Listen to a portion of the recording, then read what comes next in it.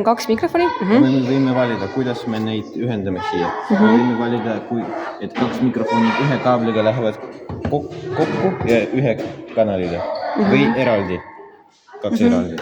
Mina tavaliselt ühendan eraldi. Ja, siis me saame eraldi neid mikrofoni valjust siit just muuta. Aga kui me ühendame ainult ühega, siis me saame muuta seda ainult Okei, ja see kast on mikrofoni, mis asi? See on baas, raadiobaas, kuhu tuleb signaal. Ja pärast siit tuleb mikseripuldi. Mikseripuldi pärast võimendi ja võimendi siis kõlaris. Sa pead pärast näitama, kus see võimendi on ka. Nii. Ühendame neid. Ehk siis on mingi raadiopult on ju? Jah.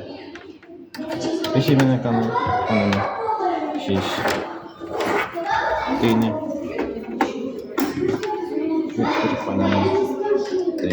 Ja seal on kohe kirjutatud, kuhu sa ühendad või? Ei, võite ise valida, millist kanalis seda ükskõik on 1-4 põhimõtteliselt. Nad on kõik sarnased. Okei, aga mille jaoks need augud siin on? See on teiste kaablide jaoks.